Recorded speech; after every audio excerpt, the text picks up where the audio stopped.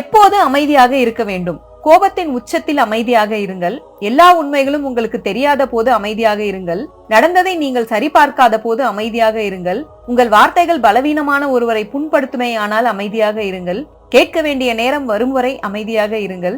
புனிதமான விஷயங்களை இழிவாக காட்ட மனம் ஆசைப்படும் போது அமைதியாக இருங்கள். பிறர் நம்பிக்கைகளை பற்றி கேலி செய்ய நீங்கள் ஆசைப்படும் போது அமைதியாக இருங்கள். உங்கள் வார்த்தையை பற்றி பின்னர் வெட்கப்படுவீர்கள் என்றால் அமைதியாக இருங்கள். உங்கள் வார்த்தைகள் தவறான எண்ணத்தை வெளிப்படுத்தினால் அமைதியாக இருங்கள். பிரச்சனை உங்களுக்கு தேவையில்லாததாக இருந்தால் அமைதியாக இருங்கள்.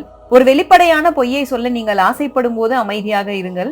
உங்கள் வார்த்தைகள் வேறொருவரின் நற்பெயருக்கு சேதம் விளைவிக்குமே ஆனால் அமைதியாக இருங்கள். உங்கள் வார்த்தைகளை நட்பை சேதப்படுத்துமே ஆனால் அமைதியாக இருங்கள். நீங்கள் விமர்சனங்களை எதிர்கொள்ளும் போது அமைதியாக இருங்கள். கத்தாமல் சொல்ல முடியாவிட்டால் அமைதியாக இருங்கள். அமைதியாக இருங்கள். சொல்லிவிட்டு பின்னர் உங்கள் வார்த்தைகளை திரும்ப பெற வேண்டி இருந்தால் அமைதியாக இருங்கள். நீங்கள் ஏற்கனவே ஒன்றுக்கும் மேற்பட்ட முறை சொல்லி இருந்தால். புரிந்தால் வாழ்க்கை உங்களுடையது. வாழ்த்துக்கள்.